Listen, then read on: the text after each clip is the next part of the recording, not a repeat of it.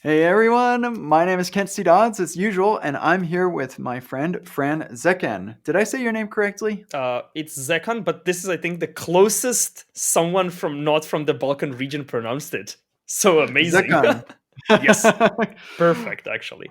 Awesome. Well, hey, thank you so much for being a speaker at the conference. Your talk is titled Shipping Reusable Full-Stack Components. That was one of them. I think you maybe submitted like 7 talks or so. Six. Something like that. You submitted a lot. And actually, so I actually posted while I was going through the submission process that I could tell people who just like dumped a whole bunch of proposals onto the conference because they just like they don't really fit. It just seemed kind of copy paste low effort stuff. But yours were absolutely not that way. I didn't feel that way about any of yours. In fact, there were several of yours that I was like, "Ooh, that would be a really good fit."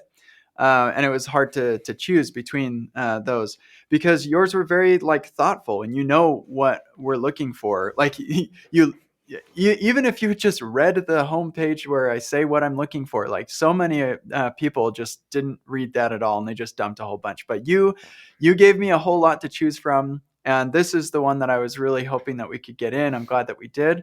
So before we get too far into what your talk is about, I think it would be great for people to get to know what you're about. So, Fran, can you give us an intro to yourself? So I'm an engineer from Croatia, and I specifically said engineer and not a developer because I've co-founded a hardware startup. I've worked on robotics things. I've built electronics for kids that were then used in schools, taught them AI and machine learning, like built courses for kids to do AI and machine learning and scaling of that, plus the typical full stack web dev and everything. So it's not just this. And I Wow. think the one of the reasons I had like these low level talks and like perfect explanations of how to do things is because I've reached a bunch of people who are great web developers, like a person who's a great React developer but doesn't know how the entire stack works. And I think that that's something that really helped me is working in a bunch of different startups where I had to do everything, and that kind of gave me bits and pieces of different parts of the stack, from like embedded things, soldering components, like building PCBs, ordering them from China, assembling all of that, to like actually building servers, communicating through all of the things, like different protocols and everything.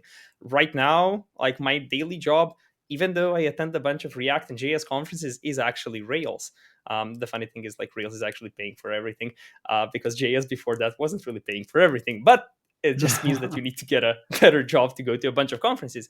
But that actually gives me a perfect viewport into the current React ecosystem, because everyone is trying to do things that were pretty much a staple of Rails for the past 8 years or something. And that perfectly brings us into my talk, which is how to ship reusable full stack components.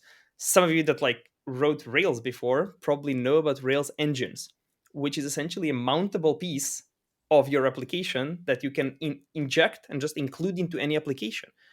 And that's essentially an RSC, because RSC comes with like server logic, client logic. It can, or you don't need to include styles, but you can include styles, and more importantly, like mutations back.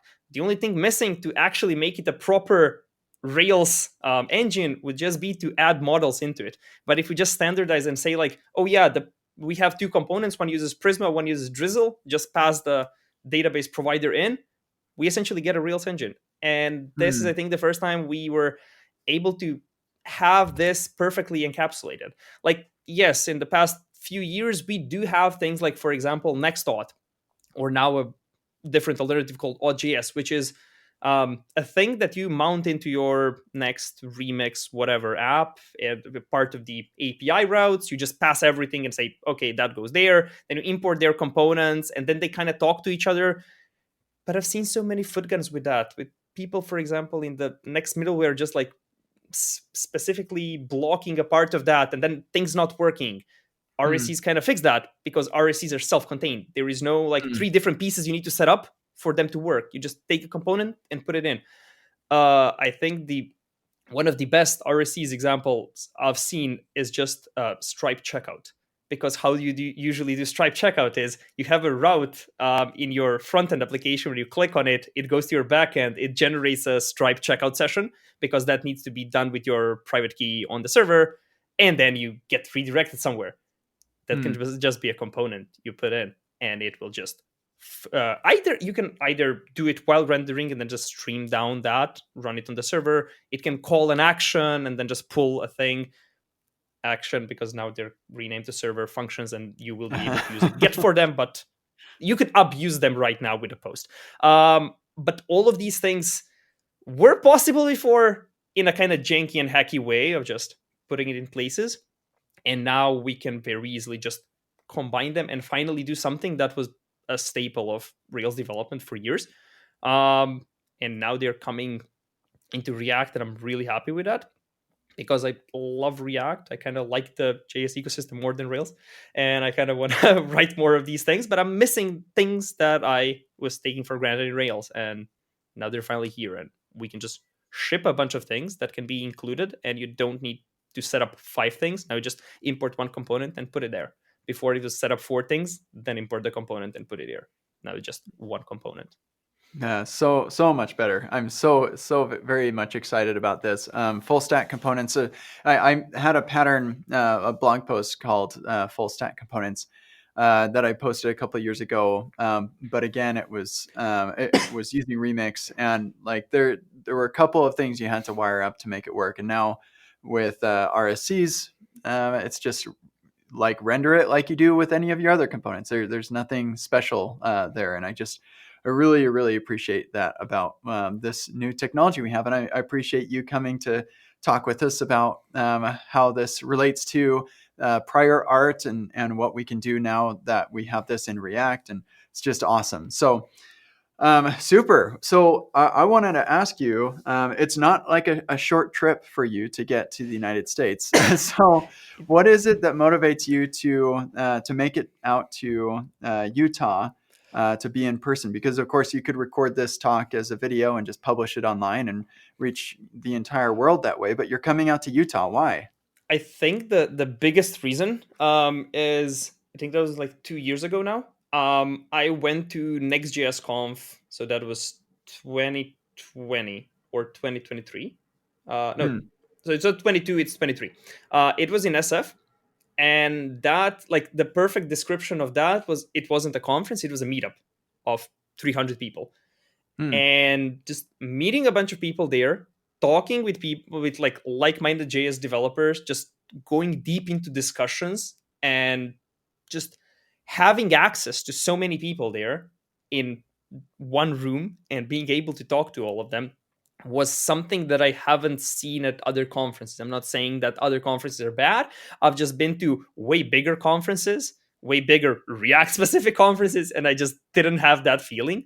It was partially because they were in Europe and a lot less developers come here, and people that are here weren't as interested in talking about all of these things. But that kind of changed my perspective on conferences in the US. And even though it's super far, I just realized like the community effect of that was just next level.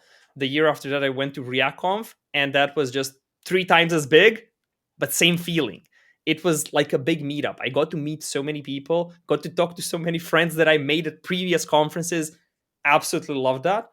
And I think the same is going to happen now with Epic Web, and I think like at React Miami and other similar conferences, where the idea is just to go there and meet more people and not to just go there and watch talks, because I don't think that's the value I get from a conference. Because specifically, for example, for like NextConf and ReactConf, I can watch the talks on the plane back. Like, my plane is 16 hours. Like, I have time to watch everything twice. I can just download them on YouTube and watch them. It's not the point. The point is to go there and actually meet people and talk, have different discussions about things that, like, before, all of these people were just avatars on Twitter. Now I get to meet them in person, and I get to discuss all of these things in like way better of a medium than Twitter. Twitter is great, but this is something else. And I think that like Kent is one of the best people in the space to organize something like that. And I really want to go to like his web camp, because that's even more of a meetup than this. And I think like Mm. that's just a place to connect with a bunch of other people and do crazy things in JS. And I think Oh that like well, that's the reason to go to things like this, not to see talks. If someone is like, oh yeah, I want to see talk, okay, you can watch them on YouTube when you go back. yeah. Yeah, I Even though, like, really yeah, come to appreciate. my talk, but come to my talk. It's gonna be interesting. But also, you can watch it later on YouTube. We can talk later. So yeah, Yeah. I really appreciate you saying that. A nice reference to Epic Webcamp. I'm wearing the shirt from last year right now. It really is going to be fabulous. Would love to have you there. This year is going to be even better. But I completely agree with you. It's really just about those connections that you can make with people. And I think there will be plenty of people who look forward to making connections with you, especially other folks who are traditionally Rails developers who are coming into this React ecosystem. On that note, let's say that you're at the conference and you're standing there in the hallway track. We have extended breaks, so people have plenty of time to chat. It's single track, so it's not like people need to get from one room to another. It's just long breaks, so people have time to chat. And so somebody comes up to you. What is a topic that they could bring up that would get you really, really excited to talk?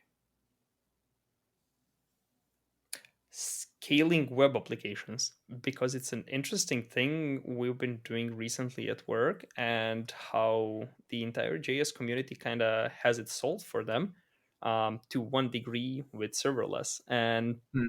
a bunch of other things in that regard. And I've been really deep into that right now, because scaling Rails, since it's a big monolith app that doesn't start that fast, isn't as easy.